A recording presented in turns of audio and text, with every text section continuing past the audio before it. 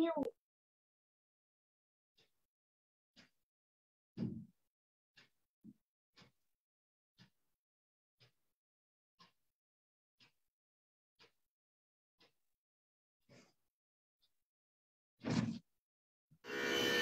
दुर्गे स्मृता हरसि भीतिम् अशेष जन्तोः स्वस्थये स्मृता मतिमतीव शुभान् ददासि दारिद्र्य दुःख भय हारिणिका त्वदन्या सर्वोपकारकरणाय सदार्द्रचित्ता सर्वमङ्गलमाङ्गल्ये शिवे सर्वार्थसाधिके शरण्ये त्र्यम्बके गौरी नारायणि नमोस्तुते।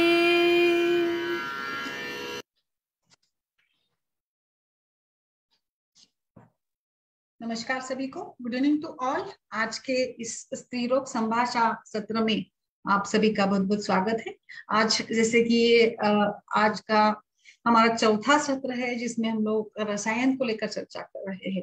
रसायन के विविध कल्प, धातुनुरूप रसायन, अवयवनुरूप रसायन एवं विविध विकारों में रसायन का प्रयोग किस प्रकार से करना चाहिए, इसको लेकर हमने डिस्कस किया है। आज आगे बढ़ते हुए यहाँ पर एक बात क्लियर करना चाहूंगी, जैसे कि त्वचा के लिए या कुछ व्याधियों के इसमें लाइक हम लोग सोरियासिस की बात करेंगे या अनेक प्रकार के जो भी त्वचा के विकार होते हैं, कोई एलर्जी है, रैश है, इन सभी में हम लोग त्वचा के लिए कुछ लेप लगा देते हैं, लेप बता देते हैं। तो त्वचा पर लेप लगाना हो या अलग अलग टाइप के जो बस्ती के भी प्रकार है, जिसमें ग्रोहन बस्ती है या कुछ बस्तांड बस्ती वगैरह का प्रयोग किया जाता है, जो खास करके इनफर्टिलिटी के केसेस में शुक्र धातु के ऊपर या स्पर्म काउंट के ऊपर काम करने के लिए यूज किया जा सकता है। और फिर इसी प्रकार से बस्ती, मेरा मानना ये है कि लाइक केवल खान पान से, आहार से औषधि के रूप में रसायन कार्य नहीं होता है। तो लाइक नस्य है या लेपन लगाना होगा, बस्ती होगा, तो अलग अलग जो भी क्रियाएं हम लोग करते हैं इसके साथ भी पोषण होता है। तो ये एक प्रकार से रसायन ही हो गया। जैसे कि कटिशूल जैसे व्याधि है, जहां पर हम लोग कटी बस्ती दे देते हैं, मन्या बस्ती करते हैं, तो मन्या बस्ती वगैरह का लाभ होता है। तो ये एक प्रकार से धातु का पोषण होना, इसी को हम लोग रसायन भी कह सकते हैं। इसी क्रम में एक अलग से मैं बताने वाली हूँ जल नस्य के बारे में। जो जल नस्य ये खास करके रसायन के रूप में कार्य करता है। तो जलनस्य रसायन भेषज रत्नावली का ये रेफरेंस है जिसको मैं बता रही हूँ। रात्रि बीतने पर तथा सूर्योदय के पूर्व प्रतिदिन जल का नस्य लेने से व्यंग, वली, पलित, पीनस, स्वर विकृति, श्वास कास रोग नष्ट हो जाते हैं। साथ ही इस नस्य से दृष्टि शक्ति बढ़ती है तथा रसायन गुणों से व्यक्ति युक्त हो जाता है। तो देखिए, सवेरे उठने के बाद यानी सूर्योदय के पूर्व प्रतिदिन नासा में जल का नस्य लेने से, यानी शायद उनका मानना यह है कि जैसे हम लोग तेल वगैरह का प्रयोग नस्य में करवाते, उसी प्रकार से पानी नासा में डालना होगा, जो कि इन सभी प्रकार से रसायन का कार्य करता है।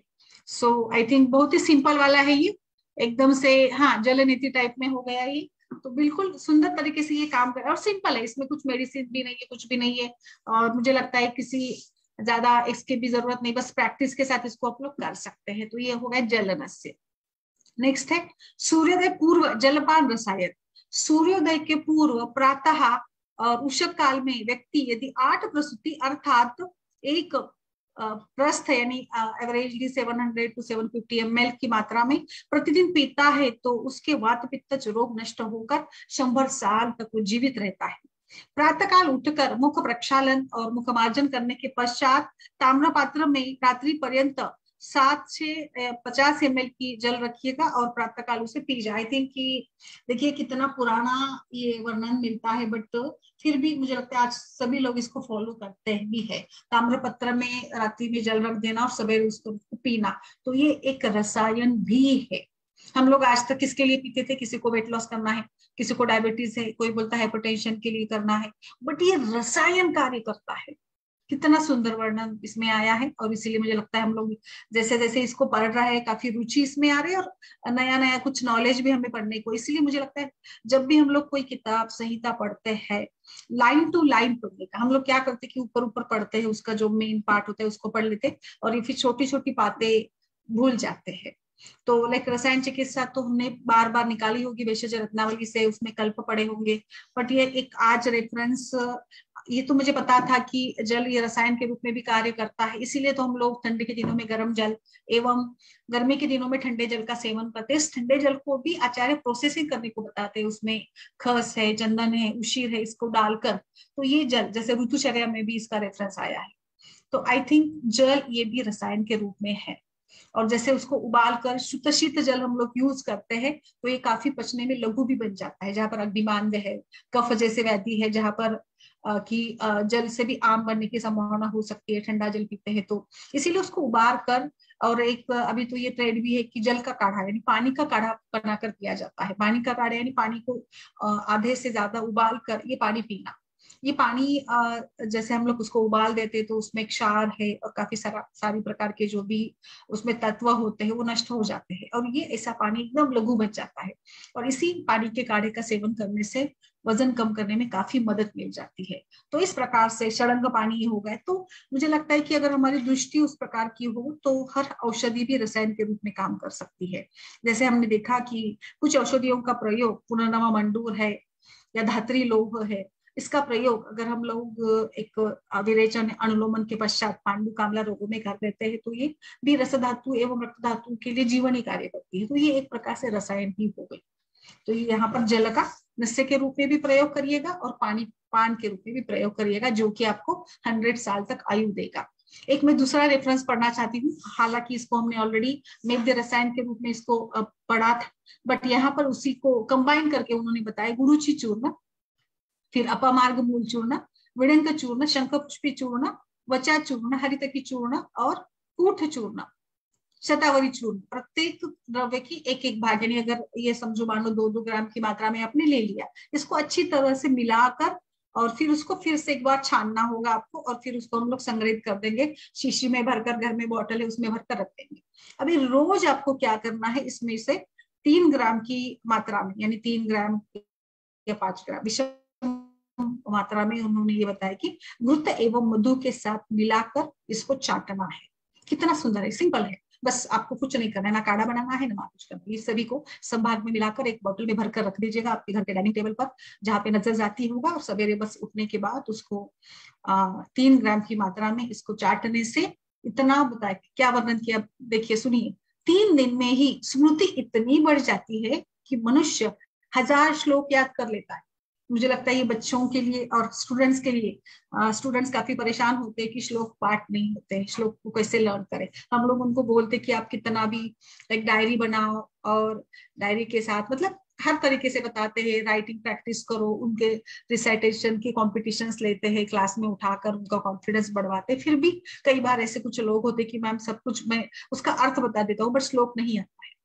तो मुझे लगता है ये श्लोक आना भी एक प्रकार से स्मृति, स्मृति यानी रिकॉलिंग, लर्न करना अलग बात है, रिकॉल करना, समय पर याद करना।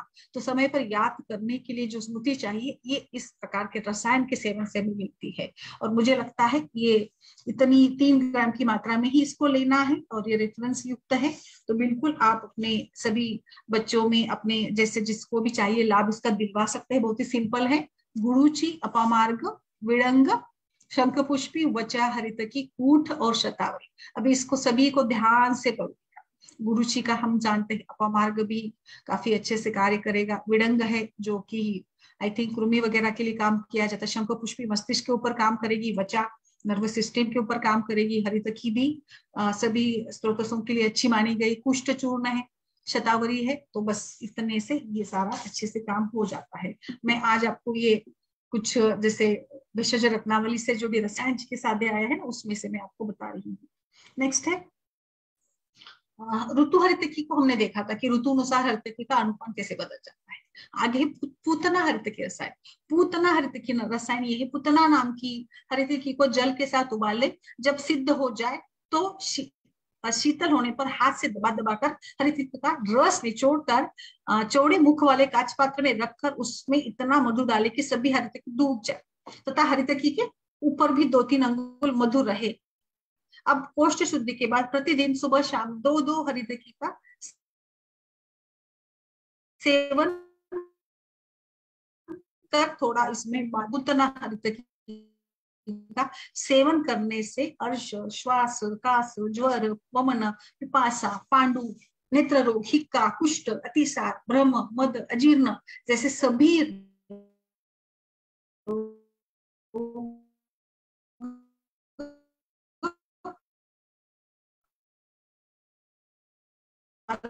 आपको रख देना है। और फिर उसके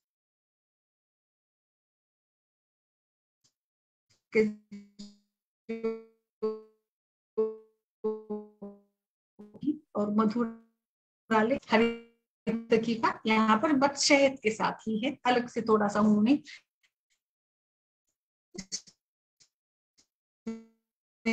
बस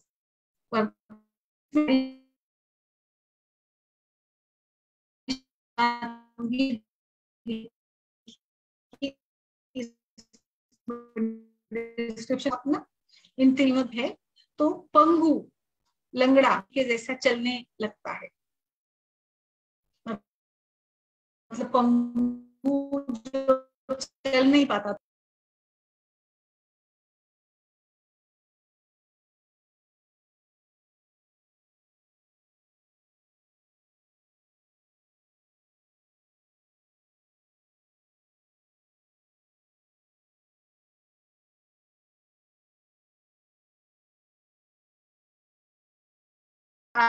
आ जाती है इस गूंगे में कि वो वाचाल बन जाते, मतलब वो बड़बड़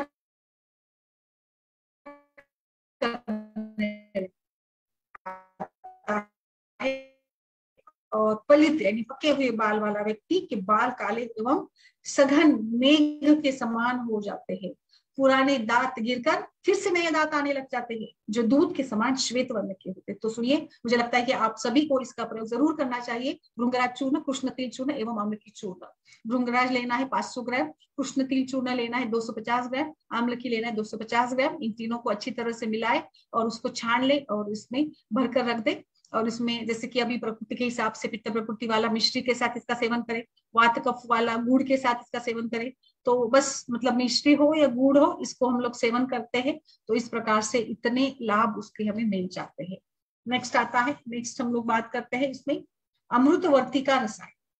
अमृतवर्ती का रसायन ये भी एक प्रकार का कल्प ही है जिसमें आंवला, हरितकी, बिबितक, शुंठी, पिपली, मरीच, ब्राह्मी, गुरुची, नाकेशर, शुंठी, भृंगराज, निर्गुंडी, हल्दी, दारू हल्दी, दालचीनी, छोटी इलायची। जी जी, क्या डाला है मैम? हाँ, हम लोग डिस्कस करेंगे।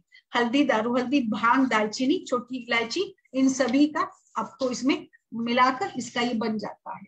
नेक्स्ट है श्री सिद्ध मोदक। ये भी एक कल्प है भेषज रत्नावली से जिसमें शुंठी, पिपली, मरीच, आंवला, हरितकी, भेड़ा, गुरुची, विडंग, पिपली मूल, गठीवन, रक्त चित्रमूल, शोंठा, ये सारा है और इनको लेकर चूर्ण करना है और फिर गुड़ में मिलाकर इसको अच्छे से गुड़ को मिलाकर इसमें बनना है, मर्दन करना है और इसके बटिया बना देना है। तो ये है श्री सिद्ध मोदक। निर्गुंडी को शायद हमने कल ही एक इसमें बताया था मैंने आपको, ओवुलेशन के लिए वगैरह स्वेदन करवाते हैं ना, कुकर में डालकर उसको पाइप लगाकर स्वेदन किया जाता है। तो उसमें जो द्रव्य डाले जाते हैं इसमें निर्गुंड मुख्य रूप से डाली जाती है। निर्गुंड ये खास करके वात शमन है तो निर्गुंडी हम जरूर डालते हैं, निर्गुंड के ताजे पत्ते। निर्गुंड मूल त्वक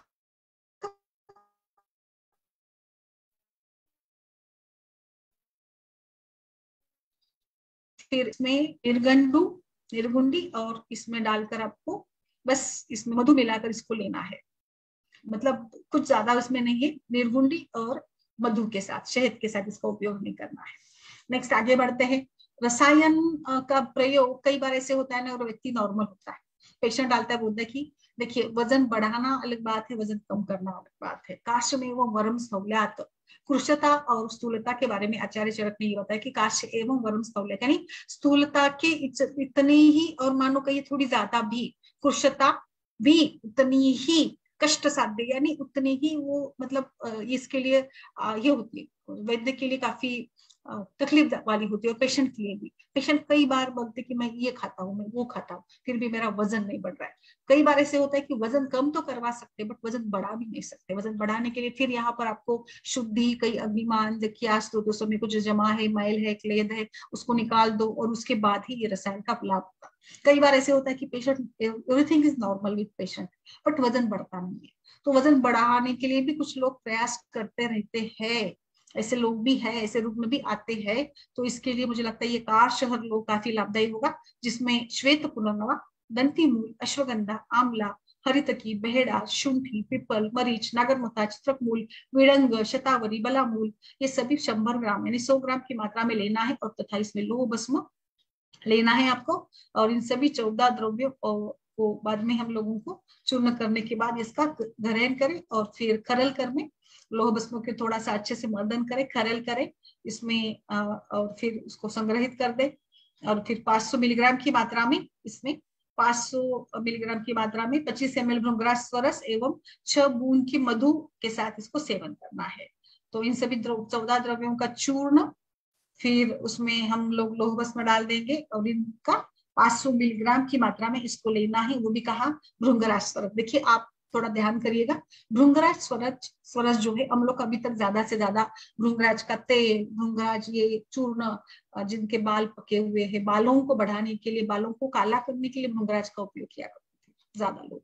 बट आज से मुझे लगता है भृंगराज ये इतनी सुंदर तरीके से रसायन का भी कार्य करता है। और ये देखिए इसमें अनुपान के रूप में भृंगराज स्वरस बताया है, जो कि कृशता के लिए निश्चित रूप से एक अच्छी मानी गई दवा है, जिसके साथ आपको कृशता नष्ट मिलेगी, होते जाएगी, और पेशेंट का अग्नि एवं वजन बढ़ने लगेगा, और ये कल्प, बल, वर्ण और वृक्ष भी माना गया है। इस प्रकार से ये है कारशहर लोह, यानी इसमें कृशता को कम करने वाले द्रव्य भी है, और इसमें लोह भी माना गया है। लोह कल्प के बारे में भी मैं बताना चाहूंगी कि लोह कल्प भी काफी अच्छे से कार्य करते हैं। लाइक जो अलग अलग टाइप के लोहासव है, वो भी काफी रक्त धातु के लिए भी रसायन होगा, और कई सारे इसमें ये होता है। नेक्स्ट आगे बढ़ते, अमृतार्णव रस। अमृतार्णव रस में है त्रिफला, भृंगराज, फिर है चित्रक मूल, कटुकी, ये सभी द्रव्य आपको लेना है। और इस प्रकार से ये अमृतार्णव, मैं डिटेल में नहीं बता रही, बस आपको थोड़ा हाईलाइट कर रही हूँ। नेक्स्ट है नीलकंठ रस, एक उसकी 2 विधियां दी गई है। इसमें ये है थोड़े रस औषधि मिलाई होंगे, लाइक पारक है, गंधक है, लोह भस्म है, शुद्ध वत्सनाभ है, पद्मकाष्ठ है, चित्रक मूल है, दालचीनी है, रेणुका बीज चूर्ण है, नागरमोथा, इलायची, पिपली, मरीच, अम्लकी, इन सभी के साथ ये नीलकंठ रस जो है वो बनता है। ये ज्यादा यूज में नहीं, इसके 2 से 3 विधियां बताई गई है। नेक्स्ट हम लोग जो काफी मात्रा में जिसका यूज करते हैं, खास करके मेल इनफर्टिलिटी में, मकर ध्वज। इसमें मकर ध्वज जो बनता है, कैसे कैसे बनता है, मकर ध्वज में काफी मात्रा में भस्म का प्रयोग किया गया है। लाइक उसमें सुवर्ण भस्म है, मंग भस्म है, मुक्तापिष्टी है, कांतलोह भस्म है, जावित्री चूर्ण है, जायफल चूर्ण है, रजत भस्म है, कांस्य भस्म है, रस सिंदूर है, कपूर है, प्रवाल भस्म है, कस्तूरी है, अब और फिर अभ्रक भस्म भी है। इन सभी को खरल करके रस सिंदूर, खरल में रस सिंदूर को पीस कर एक सूक्ष्म चूर्ण बना लेना है, और सभी को उसमें मिला देना है, मंदन करना है अच्छे से, और फिर सुखाकर उसको अच्छे से शीशी में भरकर रख देना है। तो ये जो है रसौषधि वाला रसायन जो है, इन सभी को 1 से 25 यानी 125 मिलीग्राम की मात्रा में लेना है। तो मुझे लगता है कि ये संपूर्ण विश्व के कल्याणार्थ भगवान शंकर ने इसका निर्माण किया है। इस प्रकार से ये मकर ध्वज है, जिसमें काफी मात्रा में सभी प्रकार के भस्मों का उपयोग किया गया है। तो जहां पर दुर्बलता, पोस्ट एड्स वगैरह जैसे व्याधि, जिसमें कुछ एड्स, आजकल तो एड्स के लिए काफी अच्छी ट्रीटमेंट मिलती है। मैंने देखा है कई सारे लोग एड्स के 20-20 साल के ऊपर भी सर्वाइव होते हैं अच्छे से, उनका वजन बढ़ता है और वो नॉर्मल लाइफ अपनी जीते हैं। फिर पोस्ट कैंसर है, ट्यूबरक्लोसिस के पेशेंट है, या कोई भी क्रॉनिक डिसीज है। आजकल तो डेंगू भी इतना कॉम्प्लिकेटेड होता है कि कई बार डेंगू के बाद भी पेशेंट का वजन कम होता है। Any type of typhoid fever है, एनी टाइप ऑफ डिसीज जिसमें कि धातु का बल कम हो जाता है, काफी पेशेंट कृश हो जाता है। तो ऐसे कृश व्यक्ति में आपको उसके लिए एक अच्छा रसायन चाहिए होता है। तो जैसे मैंने अभी ये लोह का भी बताया आपको, फिर ये दूसरा जो है मकरध्वज रसायन, ये 125 मिलीग्राम की मात्रा में लेना है। शहद के साथ इसका प्रयोग करेंगे। इसमें जैसे अभी कस्तूरी मिलाई गई है तो कस्तूरी के जैसे गंध होगा। और ये मुझे लगता है जहां पर शुक्र धातु के ऊपर काम करवाना है वहां के लिए भी ये काफी अच्छे से उपयोग में लाया जा सकता है। यानी जैसे धातु क्षय जनित जो भी शुक्र दुष्टिया है इसमें इसका अच्छा उपयोग होगा। नेक्स्ट आगे बढ़ते हैं हम लोग। आगे का कल्प जो है महालक्ष्मी विलास रस, इसके बारे में ऑलरेडी मैंने कल भी बताया था। महालक्ष्मी विलास रस प्राणव स्रोतस का बल बढ़ाने के लिए, खास करके जहां पर कफ दोष की दृष्टि है और प्राणव स्रोतस का बल जहां कम होता है, ऐसे सभी व्याधियों में हम दे सकते हैं। एक्चुअली ये लक्ष्मी विलास रस जो है ये बालों के लिए, इसमें बाल पकते नहीं है और सौंदर्य के लिए भी अच्छा माना गया है। प्रतिदिन यह व्यक्ति हाथी के जैसा मदमस्त होकर सैकड़ों स्त्रियों के साथ व्यवहार कर सकता है। यानी इसमें इस व्यक्ति में इतना ज्यादा बल बढ़ता है कि वो एक मतलब इतना उदाहरण उन्होंने दिया, शरीर पुष्ट हो जाता है। महालक्ष्मी विलास रस को देवर्षि नारद ने जगतपति भगवान श्री कृष्ण के लिए बताया था। मैं जब भी वैश्य रत्नावली से कल्प पढ़ाती हूँ तो मुझे अच्छा लगता है। क्यों अच्छा लगता है? क्योंकि इसमें ना कहीं हिस्टोरिकल बताया कि ये कल्प अश्विनी कुमार ने बनाया था, ये कल्प इसके लिए बनाया था। तो वो आश्चर्य लगता है, इतना पुराना ये सारा मटेरियल है, ये इतना पुराना हमारा ग्रंथ है कि जहाँ अश्विनी कुमार आदि देव भगवान शंकर ने जिसको बताया था, जैसे कल्याण व्रत है, फिर जो हम प्रेगनेंसी के दौरान जो व्रत देते हैं वो सारे कई सारे ऐसे घृत के प्रकार है जो खासकर अश्विनी कुमार जैसे इसने बनाया होता है। तो सुनिए, तो मतलब इसका मेरा मानना कहने का उद्देश्य ये कि कितना इसका इफेक्ट होता होगा। तो इस प्रकार से ये जो महालक्ष्मी विलास रस है इसमें भी रसौषधियां काफी मात्रा में यूज की गई है। अबरक है इसमें, और शुद्ध गंधक है, वगभस्म है, पारद है, हरताल है, ताम्र है, जावित्री है और जायफल है। धतुर बीज भी उसमें यूज किया गया है। और मतलब तो ओवरऑल इसमें हम लोग पारद और गंधक की कंजली बना लेते हैं और फिर इस कंजली में सभी भस्मों को डालकर मर्दन करवा देते हैं। और ये तांबुल रस के साथ इस भावना दी जाती है और उसके बाद तो इसकी वटी बनाकर इसको उपयोग में लाया जाता है। और वैसे लक्ष्मी विलास रस हम लोग कई सारे व्याधियों में यूज करते हैं, खास करके ज्वर में, गल रोगों में और कफज व्याधियों में, श्लीपद वगैरह में यूज करते हैं, नाड़ी व्रण में, पीनस में, यक्षमखा, प्राणवस्तुतस के जो भी दुष्ट वैसे व्याधि है उसमें इसका उपयोग किया जाता है। बट फिर भी इसके जो अलग अलग अनुपान के रूप में उसको ये दिया जाता है, मांस रस दिया जाता है, फिर दूध दिया जाता है, कांजी दी जाती है, सूरा वगैरह का भी प्रयोग किया जाता है। जो मुझे लगता है अनुपान जैसे जैसे व्याधि है उसी रूप से उसका अनुपान भी हम लोग बदल देंगे। तो इस प्रकार से ये है महालक्ष्मी विलास रस। नेक्स्ट है वसंत कुसुमाकर। वसंत कुसुमाकर को लेकर भी मैंने बताया था, बस इसमें थोड़ा सा मैं एड ऑन करना चाहूंगी। इसका अनुपान जैसे कल किसी ने पूछा था कि मधुमेह हमें मधु के साथ कैसे देंगे। वैसे देखा जाए तो मधु हम लोग कफ क्षमन के लिए यूज करते हैं और मधु ये वृक्ष है, योगवाही है, शहद है। तो मुझे नहीं लगता इसके लिए कोई दिक्कत होगी। बट अगर आपको फिर भी लगता है ये मीठा है तो डायबिटीज यानी मधुमेह के पेशेंट में इसको नहीं देना है तो कोई दिक्कत नहीं। आप इसको, इसका दूसरा ये है अनुपान है तांबुल सरस के साथ, यानी जैसे पत्ते ना नागवेली के पत्ते, उसके पत्र के साथ, तांबुल पत्र के साथ इसको आपको देना है, या गर्म पानी के साथ भी आप इसको दे सकते हैं वसंत कुसुमाकर को अनुपान के रूप में। रसायन के लिए ही ये यूज किया जाता है। इसके भी 1 से 2 तरीके बताए गए हैं। सो आई थिंक हम लोग डिस्कस करके फिर इसके बारे में और आगे हम लोग चर्चा करेंगे। नमस्कार सभी को, बोलिए रंजीत जी।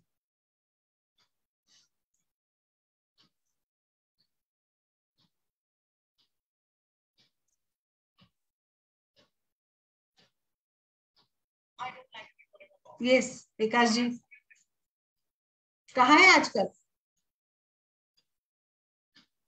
Good evening ma'am. Good evening, good evening, बोलिए बोलिए। मैम अभी एक आपने ये सबसे पहले बताया था, जल नल से बताया था ये, जैसे तो ये कितनी कितनी ड्रॉप्स दी जा सकती हैं, खासकर सर्दी में अगर हो रहा चल रहा है तो? सर्दी और गर्मी दोनों में बता दीजिए मैम कितना हो सकता है। मुझे लगता है ना सर्दी के दिन है तो गुनगुना वाला भी यूज करें हम लोग, गुनगुना वाला। ओके। हाँ, उसमें क्या दिक्कत है, 6 से 8 ड्रॉप डालिएगा। ओके। और मैम ये जो आपने जैसे बताया था जो उषा पान में था, तो थोड़ी सा आप यहाँ पे मतलब मेरे सिग्नल थोड़ा सा गड़बड़ है, आवाज आपकी थोड़ी कट कट के आ रही है। तो इसमें मैम ये जो क्वांटिटी थी वो 7 प्रस्थ थी क्या? आप क्या मैम कुछ उसमें क्वांटिटी लिखी हुई? 750 ml की मात्रा में देना है आपको एक प्रस्थ। एक प्रस्थ हो चुके, हाँ हाँ 750 ml। 750 ml की मात्रा में देना है इसको ना। काफी अच्छा रिजल्ट मिलेगा सर इसका भी। और देखिए मैं सिंपल सिंपल वाली ही, कल्प के बारे में तो आप सभी वैसे जानते हैं, हम लोग कल्प कहीं ना कहीं पढ़ लेते हैं। तो ये नहीं था, मेरा उद्देश्य ये था कि हम लोग रसायन को एक तो आप शोधन करने के बाद यूज करें, और दूसरा सिंपल सिंपल वाले जो भी रसायन बताए गए हैं उसका भी प्रयोग करिएगा आप जरूर। ये भृंगराज वाला आप जरूर यूज करेगा सर, जैसे बालों के लिए। हाँ, जो आपने भृंगराज, आमलकी और एक तीसरा बताया था कुछ, और तीसरा इसमें क्या था मैडम? कृष्ण तिल चूर्ण है, कृष्ण तिल चूर्ण यानी काले तिल। काले तिल। यस मैम भृंगराज 500 ग्राम था, आमलकी 250 ग्राम, और काले तिल कितना था मैम? 250। इनका पाउडर बनाना है? हाँ इनका पाउडर बनाना है, उसको छानना है फिर से एक बार, और इसको आप बॉटल में भर कर रख दीजिएगा। और जैसे फिर इसको मिश्री के साथ या गुड़ के साथ, जैसे आपकी प्रकृति है। जी, ये लेना खाली पेट लेना ना ये सब सुबह? खाली पेट लेना है सुबह। मैम मुझे ये पूछना था, जैसे दिमाग के लिए, मेद के लिए शंखपुष्पी का प्रिफर करते हैं और ब्राह्मी का प्रिफर की जाती है मैम? सर ब्राह्मी का कैसे है ना, ब्राह्मी एक जैसे कि शंख पुष्पी स्मृति वगैरह के रूप में, मतलब दोनों का वैसे तो इफेक्ट अच्छा ही है, दोनों सेम वे से ही काम करेंगे।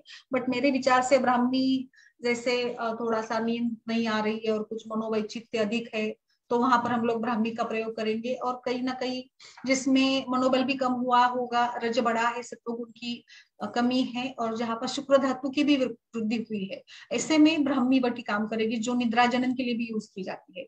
और ओवरऑल केवल नर्वस सिस्टम से जुड़े लक्षण मिल जाते हैं स्मृति वगैरह मेधा के लिए, तो शंख पुष्पी का प्रयोग करें।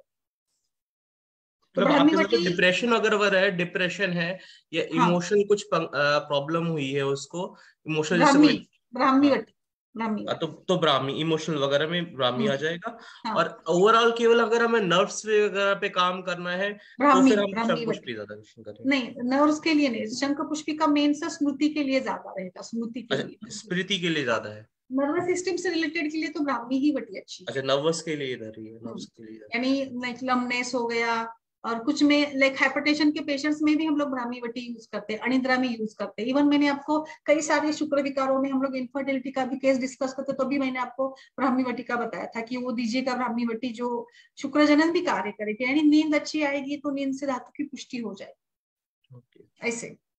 ओके, लेकिन मैम मेमोरी की जब बात आती है तो मेमोरी की मतलब शंखपुष्पी मेमोरी अगर स्टूडेंट्स के लिए तब शंखपुष्पी। शंख पुष्पी स्टूडेंट्स में शंख पुष्पी। यस मैम शंखपुष्पी भी मैम कई तरह के, एक फूल, सफेद फूल बड़े भी आते हैं, एक छोटे फूल वाली भी शंखपुष्पी आती है, तो आती है इसमें, सर, उसमें वैरायटीज है, शंख पुष्पी में भी ना वैरायटीज है। यस तो इसमें बेस्ट कौन सी रहती है मैम जो स्मृति के लिए है? सर व्हाइट वाली आई थिंक ना। व्हाइट वाली? हाँ उसके 2-3 कलर के फ्लावर्स आते हैं। ओके, एक तो ये भी आता है, जामुनी कलर का भी आता है शंख पुष्पी। हाँ हाँ हाँ, लेकिन व्हाइट आपकी सबसे बेस्ट रहती है। Yes yes.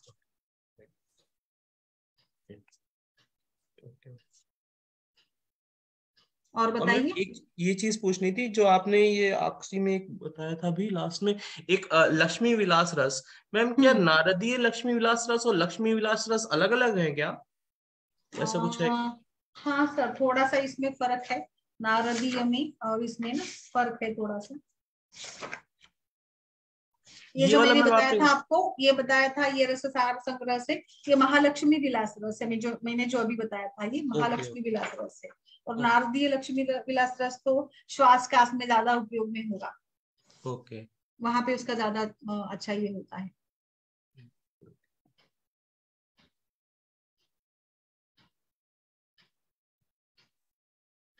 हाँ सर बताइए और कुछ इसमें।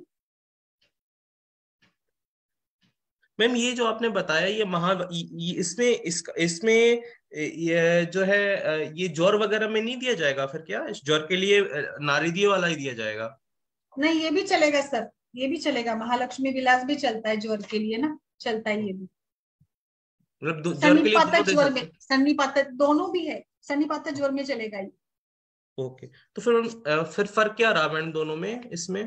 सर कंटेंट्स में फर्क है। ये जो महालक्ष्मी विलास रस है ना, इसमें थोड़े से पारद वगैरह, गंधक, अभ्रक वगैरह, कंटेंट्स में फर्क है दोनों, लक्ष्मी विलास के और महालक्ष्मी विलास के। इसमें फंक्शन मैडम दोनों का एक ही है क्या?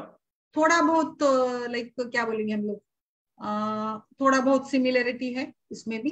लाइक ज्वर और बाकी के जो भी है ना, कफ के विकार है, इन सब में दोनों भी चलता है।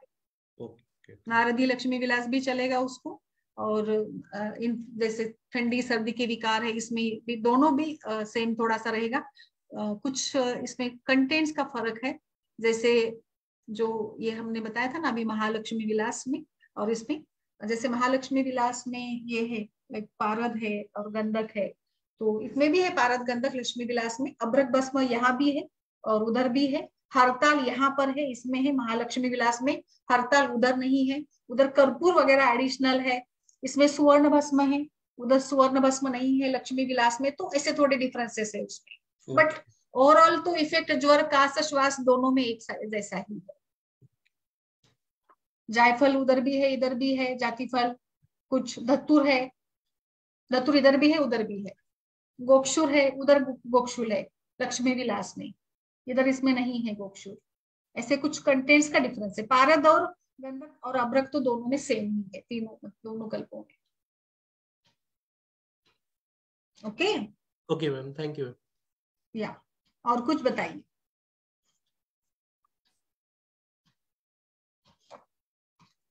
रंजित जी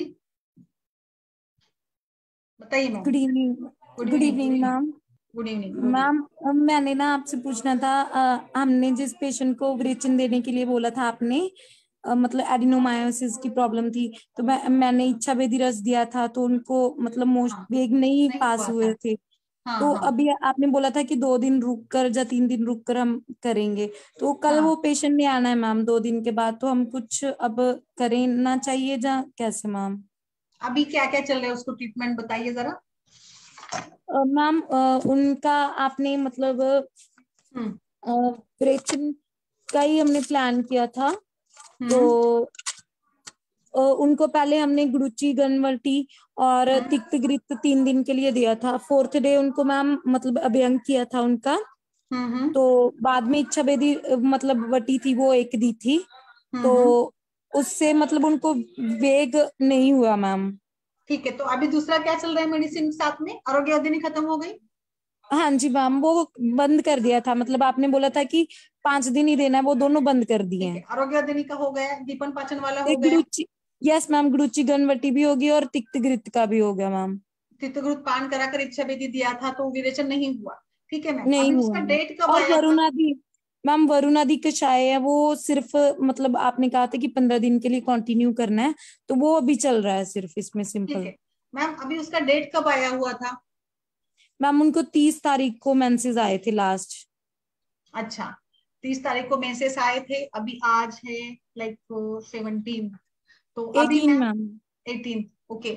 सो आज 18 है, ठीक है ना। विरेचन मुझे लगता है ना मैम, देखिए एक हमने दिया था बट अभी विरेचन नहीं ट्राई करेंगे। आप इसमें मात्रा बस्ती दे सकती है, मात्रा बस्ती स्टार्ट करिएगा। Yes ma'am. 5 दिन का मात्रा बस्ती देते हैं। थोड़ा मात्रा बस्ती से मेरा ये विचार है कि थोड़ा शुद्धि हो जाएगी, और फिर अभी इसको कंटिन्यू करिएगा वरुणादि कषाय को। पर पेशेंट की हालत कैसी वो बताइएगा, कैसे, how she is feeling? Ma'am ठीक है वो, मतलब उनको कोई प्रॉब्लम नहीं है अभी। पहले उनको थोड़ा क्या इम्प्रूवमेंट है, लाइक क्या फीलिंग? मैम पहले से उनको मतलब जैसे मतलब उनको ना थोड़ा जैसे खाना वगैरह खा लेते थे तो उनको जलन की प्रॉब्लम थी, कभी कभी उनको कॉन्स्टिपेशन की प्रॉब्लम हो जाती थी, तो कभी उनको वीकनेस बहुत ज्यादा आती थी। अभी वो बोल रहे हैं कि मेरे को ऐसा कोई प्रॉब्लम नहीं है। ठीक है, ठीक है। एक काम करिए मैम, अभी ये वरुणादि कषाय चलने दीजिएगा। आरोग्य वर्धिनी का हो गया तो कोई दिक्कत नहीं है, गुरुची भी हो गई है। हम लोग मात्रा बस्ती देते हैं इसमें ना, लाइक सहचर तेल की मात्रा बस्ती दीजिएगा। और फिर एक मेंसेस आ गए तो 6ठे दिन से हम लोग प्रॉपर पुत्रजीवी जीवक शिवलिंगी बीज वगैरह से उनको ना प्रॉपर इनफर्टिलिटी की ट्रीटमेंट स्टार्ट कर देते हैं। यस मैम, तो मैम इसमें मतलब सैचुरेटेड अभी विरेचन मत दीजिएगा, अभी विरेचन मत दीजिएगा, अभी मात्रा बस्ती दे देते हैं, क्योंकि हमारा उद्देश्य शोधन करना है ना। यस तो मैम इसमें हम शीरबला तेल की मात्रा बस्ती दे चलेगा। सकते एक हैं? तो क्षीर जो आपके पास अवेलेबल होगा, एक तो सहचर यूज करें या फिर क्षीरबला तेल करें, दोनों में से कोई भी चलेगा। Yes ma'am. उसकी तो प्रकृति मैम क्या लगती है आपको? मैम उनकी कफ और पित्तज प्रकृति है। Okay okay. Yes ma'am. तो सहचर अच्छा रहेगा ज्यादा, अगर अवेलेबल हो जाता है तो सहचर तेल की मात्रा बस्ती ज्यादा यूजफुल रहेगी मेरे विचार ओके से। मैम। मैम जी। मैं ट्राई करूंगी, लेकिन मुझे यहाँ मिलता नहीं है शीरबला तेल, तो मैंने मंगवाया था। अच्छा तो ठीक है ना, फिर कितने मैं एमएल देंगी, ट्राई फिर करूंगी। मात्रा बस्ती कितना एमएल देंगी? मैम आपने 30 ml के लिए बोला था लास्ट पेशेंट में, तो इनमें भी 30 ml का ही स्टार्ट करें पहले? हाँ 30 एमएल से स्टार्ट करते करते और थोड़ा सा उसमें ऐड करिएगा, मतलब धीरे धीरे रोज डेली 10 एमएल बढ़ाते जाइएगा, ऐसे 5 दिन का दीजिएगा, यानी आपको लास्ट डे में 5वें दिन में ये 80 ml की हो जाएगी, है ना? Okay ma'am. हाँ ठीक है। तो ठीक है। मैम हमने हम्म। मैम और एक हमने बार ना जिनको उसका मेंसेस आ जाता है, लाइक उसकी 30th डेट है, तो 30th डेट यस को आ जाता है तो 6th डे से प्रॉपर मैं आपको पुत्र जीवक, शिवलिंगी और ये सारा, फिर हम लोग उसमें भी उस महीने में भी मात्रा बस्ती वगैरह भी दे देते हैं इसमें। Okay ma'am. अभी उसको वो एक और ऐड करवाए, उसका वेट वगैरह कैसा है, वेट लॉस वगैरह की कुछ मैम है क्या? वेट उनका 62 है, 62 हम्म kg है मैम। हम्म। और 62 कुछ और 63 में उनको थायराइड की रिपोर्ट्स में प्रॉब्लम थी। फाइब्रोइड्स मिले थे क्या? हमें रिपोर्ट्स में फाइब्रोइड्स मिले थे क्या? एडिनोमायोसिस की प्रॉब्लम थी मैम इनको। हाँ हाँ। अच्छा तो ठीक है। थायराइड की प्रॉब्लम थी मैम इनको। तो वो आपने नदी कषाय मतलब चलने बोला। दीजिएगा, वरुण नदी कषाय चलने दीजिएगा, एक यस। चंद्रप्रभावटी ऐड करिएगा, चंद्रप्रभावटी और ये मात्रा बस, ओके इतना ही, मैम। ज्यादा मेडिसिन नहीं। मैम चंद्रप्रभावटी कितने दिन के लिए देना है इनको? 7 डेज का, मतलब 7 डेज ये और मात्रा बस्ती एक साथ खत्म हो जाएंगे, तब तक उनका लाइक ये भी आ जाएगा। अभी आज है ना, तो मतलब यस ब्रेक भी मैम। आने का समय हो जाएगा, तो नेक्स्ट यस हम लोग मैम। उसको कंटिन्यू, फिर आप उसको शतावरी अश्वगंधा ऐसे कुछ हम लोग एज ए धातु पोषण के हिसाब से देंगे, मात्रा बस्ती की बात देंगे धातु पोषण यस के मैम। लिए। ऐसे तो मैम थोड़ा ऐसे विचार करिए, देखिए कोई भी रुग्ण में हम लोगों को ना कहीं आम अग्निमांद्य सारे घटक होते ही है, तो रसायन देना है बट तुरंत नहीं देना है, रसायन देने के पहले शोधन हल्का हो जाता है तो अच्छे लाभ मिलते हैं। इसका यस विचार मैम। हमेशा ध्यान में रखिएगा, सब कुछ एक साथ यस मत मैम। दीजिएगा, हम लोग सब कुछ एक साथ दे देते हैं, कृमि कुठार भी दे देते हैं, ये भी दे यस देते हैं। मैम। तो पहले आरोग्यवर्धिनी, लाइक फिर अभिपत्ति कर, ऐसे कुछ थोड़ा कोष्ठ शुद्धि हो जाए, फिर हम लोग यस मैम। धातु पुष्टि का विचार करेंगे। और धातु पुष्टि के बाद प्रॉपर जो काम आपको करना है, लाइक स्पर्म काउंट बढ़ाना है या गर्भधारणा गर्भस्थापना करनी है, तो इसमें फिर हम यस लोग मैम। आगे से अलग से, पेशेंट आया नहीं कि उसको पुत्र जीवक शिवलिंगी बीज नहीं देना है मेरे विचार से, तो मैं जैसे अभी कई सारे यस केसेस मैम। में रिजल्ट मिला है ना, तो अनुलोमन के बाद ही दिया जाए तो काफी अच्छा लाभ मिलता है। Yes ma'am. तो मैम एक पेशेंट जिनको हमने पिछुदारण करवाया था और मात्रा हम्म, बस्ती दी थी, तो अभी हाँ उनको मेंसेस तो नहीं आए हैं, लेकिन उनको मतलब वीकनेस फील होता ही है थोड़ी उनको मतलब। Like I think pregnancy test भी निगेटिव आई ना, आपने बताया था। Yes ma'am. अभी क्या चल रहा है उनमें ना, मैम वो आपने काढ़ा बोला था। काढ़ा ऐड यस करवाया मैम। था। यस मैम, और रज प्रवर्तनी वटी और कन्या लो आदि वटी ऐड करवाई थी आपने। हाँ हाँ, अभी कितने हाँ दूर, जी। मतलब ऊपर कितने दिन हो गए, 1.5 से ऊपर? मैम अभी मेंसेस उनको 9 को आने थे, तो अभी 10 दिन 18 हो हो गए, गई। दस यस दस मैम। 11 दिन हो गए। ऐसे कभी यस। पहले हुआ था क्या, बोलती है पेशेंट, क्या बोलती है? नहीं मैम, पहले कभी नहीं हुआ था उनको, मतलब पिछले कुछ टाइम से थ्री मैम फोर इनको रज मंथ पहले प्रवर्तनी हुआ की था। जगह कुबेराक्षवटी दी जा सकती है क्या? जो हाँ ये दी जा सकती है ना, रजत प्रवर्तिनी की बजाय कुबेराक्ष दी जा सकती है, कोई दिक्कत नहीं है वैसे। मैम जिसमें ये मेंसेस की प्रॉब्लम है, जैसे नहीं आ रहे हैं, तो इनमें कुबेराक्षवटी एक बार स्टार्ट करने में कितने दिन तक मैक्सिमम करनी पड़ेगी, गैप देना पड़ेगा उसके लिए? गैप देनी पड़ती है बट जब? कुबेराक्षवटी कंटिन्यू नहीं यूज करेंगे, थोड़ा ना 15 दिन दे सकते हैं कंटिन्यू, फिर थोड़ा गैप देकर कर सकते हैं। मैम आप इसमें ठीक है, एक ठीक है, मुझे 1-2 दिन राह देखते हैं, फिर मंडे में उसको ना, इसके लिए हम लोग अदरक स्वरस का नस्य वगैरह दे देते हैं, कुछ वो इंड्यूस करेगा मेंस्ट्रुएशन को इंड्यूस करने के लिए। उसको आपने बताया उष्ण खान पान वगैरह ले थोड़ा। यस मैम, मैंने बोला था उनको। कहीं ना कहीं हिस्ट्री होगी मैम, ऐसे तो अचानक से। आयु क्या है पेशेंट की? मैम उनकी एज 31 के नियर अबाउट है। और पहला बच्चा? मैम उनको कोई कंसीव मतलब पहले उनको कोई बेबी नहीं नहीं हुआ? है। Yes ma'am. अच्छा अच्छा, तो मुझे लगता है मैम इसमें कहीं ना कहीं पहले ये इरेगुलर मेंसेस रहे होंगे, पेशेंट ने मैम बताया नहीं पहले होगा। थे, अभी वो बोल रहे मतलब पहले उनकी हिस्ट्री थी, लेकिन अभी मतलब 3-4 मंथ से रेगुलर ही थे मैम। अच्छा, नहीं ठीक है, एक आध बार हो सकता है, ऐसा कुछ नहीं, कभी कभी हो जाता है, इसमें इतनी सोचने की यस। बात नहीं है, और स्ट्रेस ना ले, है ना। Yes ma'am. तो मैम मैंने ना एक बार सोचा कि उनका चलिए, टॉर्च टेस्ट भी करवा लेना, मतलब हाँ बिल्कुल करिए मैम, बिल्कुल करिए, वो तो एक्चुअली पहले पहले भी होना हुए ही थे चाहिए उसमें था। नेगेटिव था, लेकिन फिर भी मतलब उसमें टाइम काफी हो गया, तो वो एक बार करवा लेना चाहिए ना। हाँ करवा लेना चाहिए मैम, बिल्कुल करवा लेना चाहिए, टॉर्च टेस्ट करवा लीजिएगा जरूर, आपको जो भी ऐसे डाउटफुल, कुछ वेट लॉस वगैरह है पेशेंट का, कुछ पिछले नहीं महीने मैम, अभी हमने वगैरह। क्षीरपाद शुरू किया था ना, तो उससे उनका वेट काफी स्टेबल है, मतलब 57 स्टेबल है, 58 kg वेट है उनका वेट अभी। ठीक है।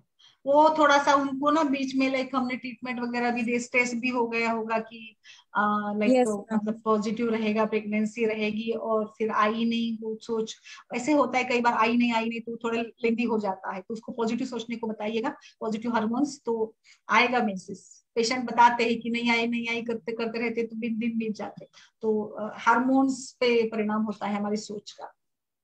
Yes ma'am. ठीक है। Yes ma'am. मैम मुझे ये थैंक पूछना यू था, मैम। जैसे रंजीत मैम ने बताया कि उन्होंने उन्हें वो दी थी, इच्छा भेदी रस एक टैबलेट दी, और उनको मोशंस नहीं आए। तो क्या एक बार रचना मैम ने बताया था कि 1 घंटे के बाद हम दूसरी इच्छा भेदी टैबलेट दे देते हैं अगर नहीं हो रहा है ऐसा? दे सकते हैं इसे तो, बट इनका क्या है ना, लाइक उन्होंने वेट किया ना पूरा, लाइक दो दो वेग आ गए, तो फिर वो टाइम चला गया था, इसीलिए मैंने फिर उनको नहीं दिया दूसरे दिन, ऐसे उस समय तुरंत दे देते तो ठीक है। तो मैडम यस। जैसे वेग तो आना तो हो सकता है कुछ घंटे बाद आना शुरू कर दें, कोई जरूरी नहीं कि उसी 1 घंटे में आए शुरू। तो ये अगर हमें नहीं आ रहे, 1 घंटे में नहीं आने शुरू हुए, तो क्या दूसरा इच्छा वेदी रस ऐसे दे देना चाहिए, हमेशा दे सकते हैं कुछ ऐसा, क्या उसमें कैसे रहता है?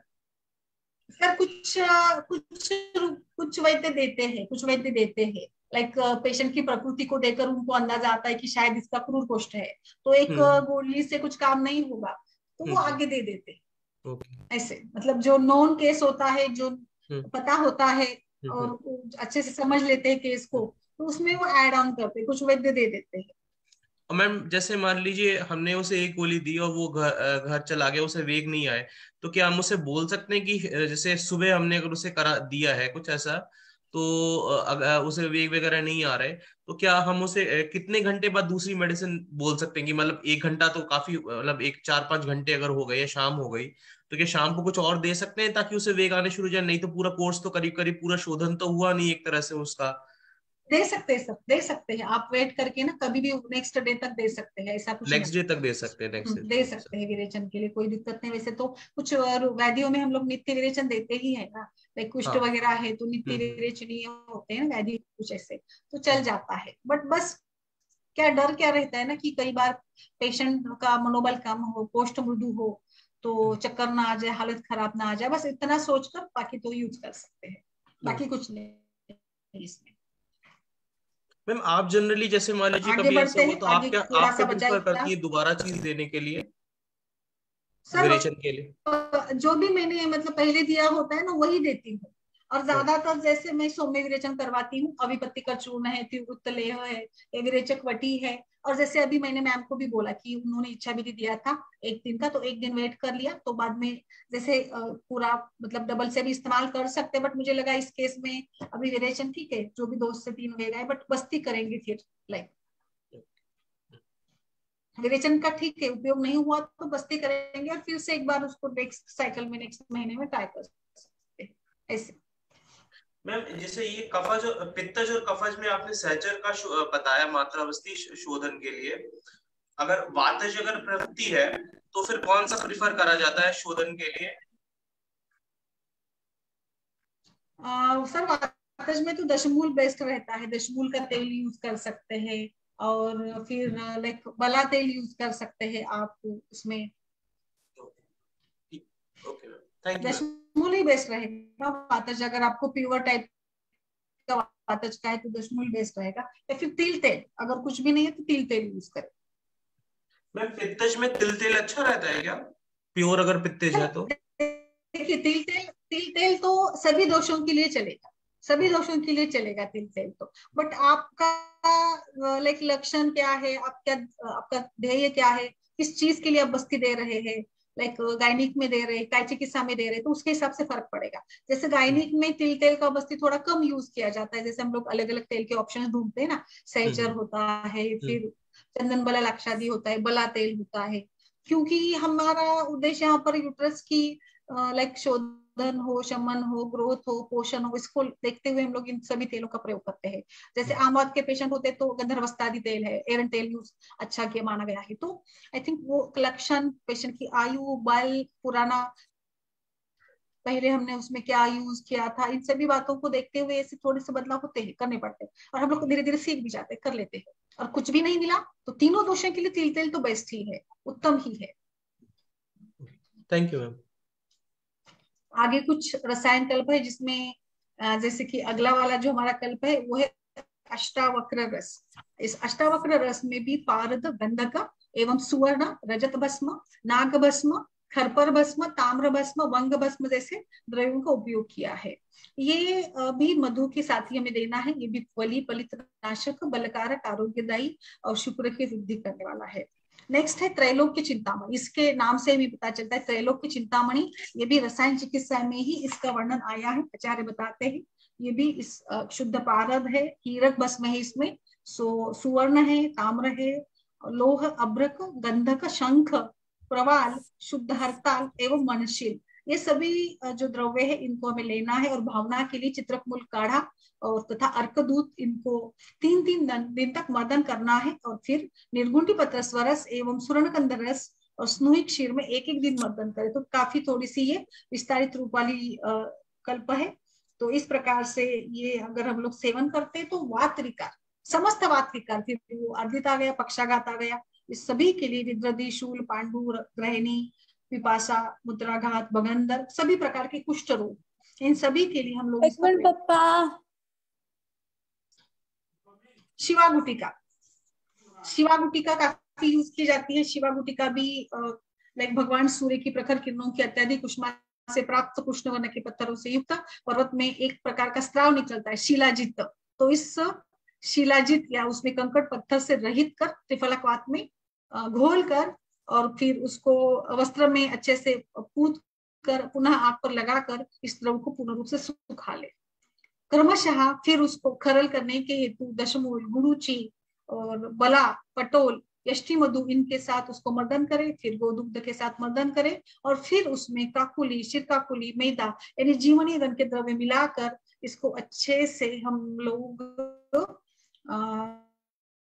काढ़ा कर बना लेते हैं। और फिर उसमें एक चौथाई शिल्लक रहने के बाद छान लेना है। और फिर इसमें बाकी जो द्रव्य है, शिला, जतु, कटुकी, पिपली, बिदारी, कंद, इन सभी को, तो ये थोड़ा शिवागुटिका बनाने की जो विधि है इसमें बार बार थोड़ा भावना देना।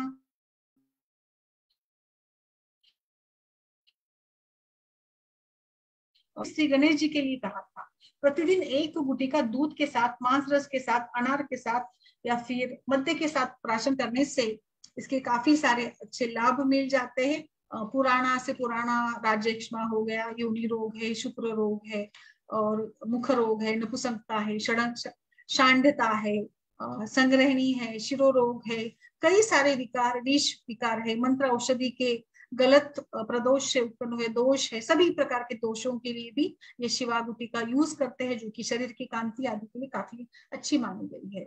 यह गुटिका शिवा भगवान के मुख से कही गई है, इसीलिए इसका नाम शिवागुटिका है। तो भगवान शिव ने इसको बताया था। समुद्र मंथन के समय मेरु पर्वत से अमृत युक्त जो स्नेह निकला था, उसी को ब्रह्मा जी ने पर्वतों में शिलाजित रूप में देखा था। तो इसका मुख्य कंटेंट शिलाजित है, जो अलग अलग रूप से भावना देकर इसका उपयोग किया जाता, तो ये शिवागुटिका बन जाती है। तो आई थिंक शिवागुटिका तो आप सभी जानते हैं, मिल भी जाती है आराम से ये। और नेक्स्ट वाला है अमृत भल्ला तक, इसमें भल्ला का प्रयोग किया गया है। और नेक्स्ट है सारस्वतारिष्ट, हम सभी सारस्वतारिष्ट का काफी उपयोग करते हैं, अमृत के समान ही है ये। सदा स्त्रियों का एक प्रकार से प्रिय पात्र जो बनना चाहता है उसका सेवन करे, 1 मास तक सभी प्रकार के विकार इसके सेवन से नष्ट हो जाते हैं। इसमें भी कई सारे जो द्रव्य है, शतावरी, हरितकी वाले, मधु, धातकी पुष्प वाले, ये सारे द्रव्यों के साथ ही ये सारस्वतारिष्ट बन जाता है। और ये अरिष्ट है तो उसमें धातकी वगैरह से संधान वगैरह भी किया जाता है। तो इस प्रकार से आचार्य ने भेषज रत्नावली के रसायन चिकित्सा में जो सारे कल्प बताए गए उसको मैंने थोड़ा सा यहाँ पर संक्षेप में और जहाँ पे जरूरत है वहां पे विस्तारित रूप से बताने का प्रयास किया है। इस प्रकार से हमारा आई थिंक ओवरऑल एक हमने अच्छे से लुक दिया है रसायन को लेकर। ओके, बताइए। पूरे रसायन के मैक्सिमम जो भी कंसेप्ट थे उसको मैंने यहाँ पर कवर करने का प्रयास किया है।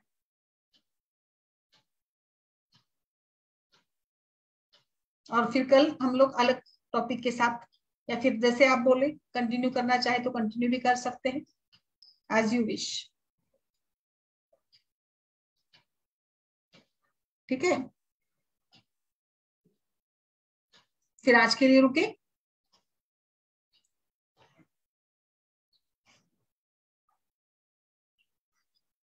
चलिए फिर, नमस्कार सभी को। Thank you so much ma'am. नमस्ते।